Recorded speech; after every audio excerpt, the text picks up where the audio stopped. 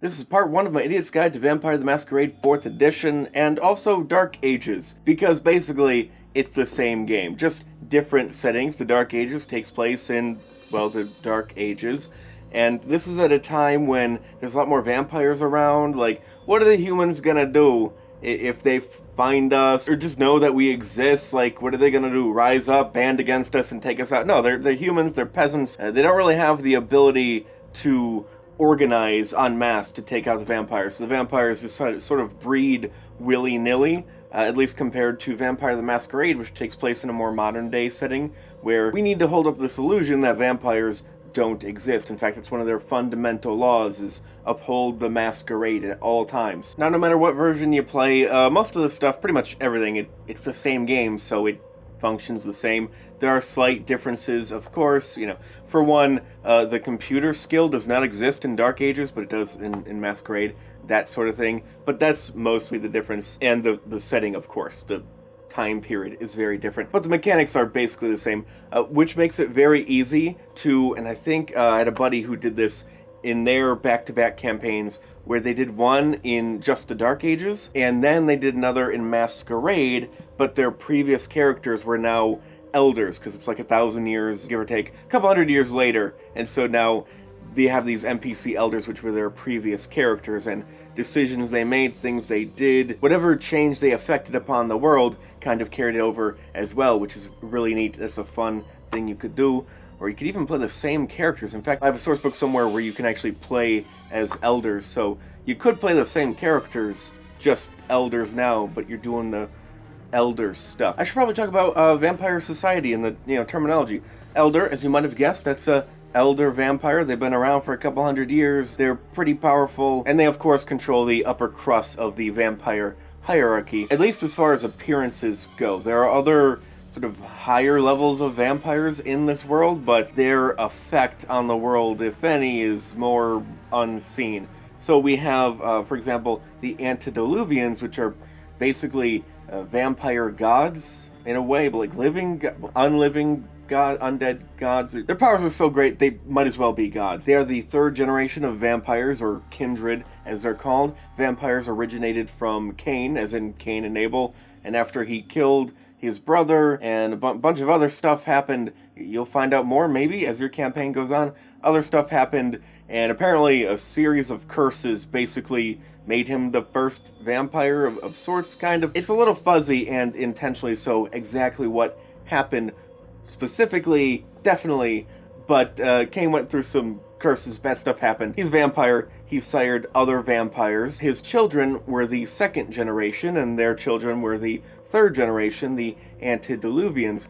Now, the antediluvians, they play a really big, important part in vampire culture, because the original 13 got mad at their parents and just killed them. So the entire second generation was wiped out, and Cain, being mad at this, decided to punish the third generation, the antediluvians, cursing each one and their blood for all time, so that any children they made thereafter would also have this curse. And these 13 different bloodlines form the 13 different clans. When you build your character in this game, you pick a clan, and you'll have different aspects to your character, namely the curse, the big weakness that your clan has, as part of your character. So, for example, Nosferatu was cursed with ugliness, so they actually get 0 dots in their appearance score. Normally, everyone gets 1 to start, but they have 0 and they can't increase it because they're perpetually ugly, because they look like this. Then you have like the Malkavians, who are insane, and a bunch of others. 13 clans, all playable, plus additional alternate character options, but we'll get more into that as we get into the character creation video. Now let's talk about the Methuselahs. So the Methuselahs, they are also really powerful, but they're more like demigods as opposed to the antediluvians' godness.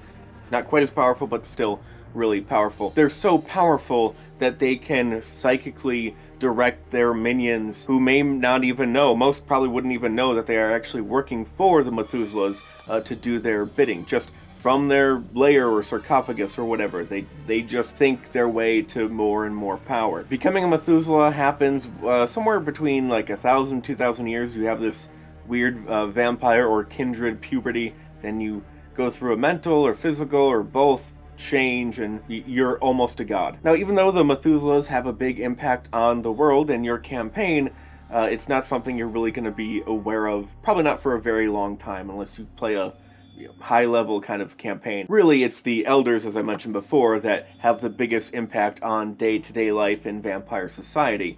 Now, below the Elders are the Ancillae.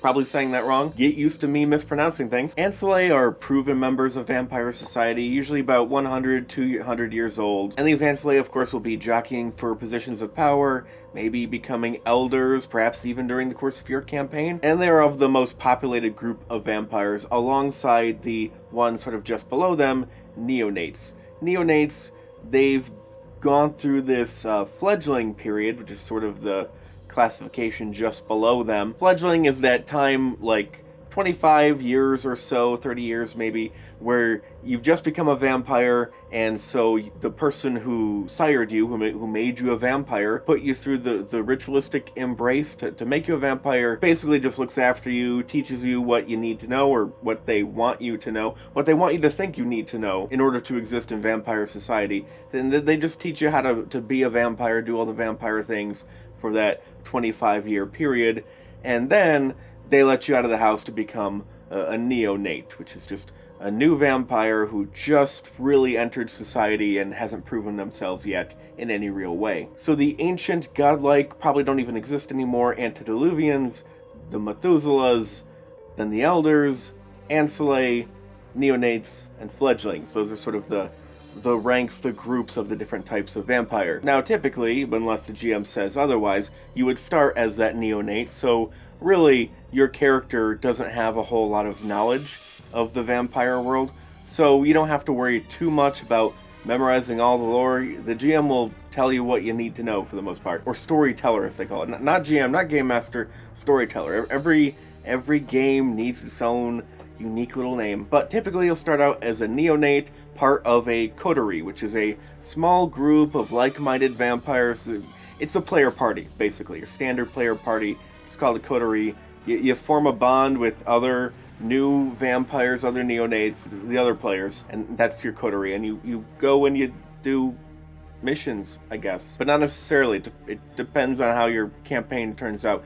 Your GM will explain what you have to do. But most GMs like to keep things small, especially if you're just starting out, you're just new to the game. You'll typically just be restricted to one city, where on average there might be like 100 or so vampires. That's Masquerade. I suppose Dark Ages might be a bit different. There's more vampires running around. There might be a little less restrictions. It's not quite as structured in the Dark Ages, but in Masquerade, there is a bit more of a structure. There is something called a prince, which is less of a monarch and more of someone who runs a city. They are responsible for dealing with disputes of the kindred within that city. He helps keep the peace, and most importantly, he helps preserve the Masquerade, at least if you're playing the Masquerade. Then if you're not playing the Masquerade, then ignore everything I just said. In the Dark Ages, a prince is a bit more like a monarch. They hadn't quite culturally agreed upon the limits in power that a prince would have, or what's expected of a prince. Typically the eldest, most powerful vampire in the area.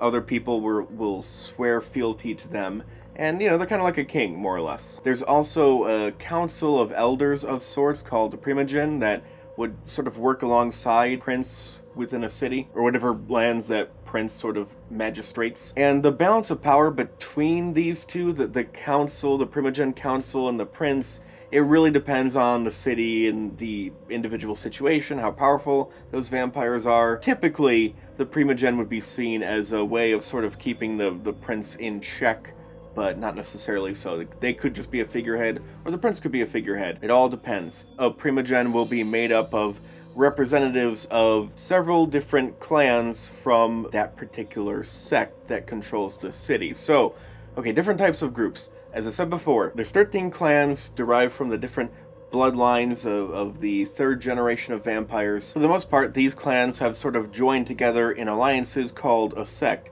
And the two biggest ones are Camarilla and Sabbat. Now the Camarilla, their main focus is dealing with the Masquerade and preserving it, and they technically consider all kindred, all the vampires, to be a part of it, even though only 7 of the 13 clans actually actively participate in Camarilla affairs. Now, the Camarilla don't acknowledge the existence of Cain and the antediluvians. They think they're just sort of myth or legend. If they ever existed at all, they're long dead, so whatever, which differs from how the Sabbat see it. The Sabbat, they see the Camarilla as enemies, and in fact, working for the ancients, and in general they tend to be more monstrous and violent. Their goal eventually is to be more overt, out and proud vampires, flaunting their power and just outright dominating the humans as opposed to hiding in the shadows. And also destroy the Camarilla along the way, of course. Only 2 of the 13 clans are officially part of Sabbat, but just like Camarilla, they'll take just about any vampire that wants to be a part of this sect. Also, you might have guessed, if your counting is up to par, that's only 9 of the 13 clans. The other 4, they're independent. You could be one of those 2 if you want, or you could even be a caitiff, because nowadays there's so many new vampires, and the blood has gotten so diluted with some that they can't really rightfully claim lineage to any particular clan, so they're just clanless. So you can do that if you want. You'll have some slightly different character creation rules and things to think about, but your GM will discuss that with you. In the meantime, if you want to know where you can get this, it's on Amazon, and for really cheap still. This came out in like 2002. You can get a core book, one of these core books, for $20 or so, $25, $30, give or take, maybe less. And a lot of the source books are really, really cheap. Some of them are like $3 a pop. I don't even really like this game, but I kind of want to go out and just get 4 more. It's so cheap. Why not? And there's so much out there compared to, say, the Vampire 5th Edition Masquerade, which came out, I don't know, a year or 2 ago. But if this game has caught your interest so far, come back next time. We're going to talk about the dice, how to roll dice, and character creation, and then magic. Vampire magic.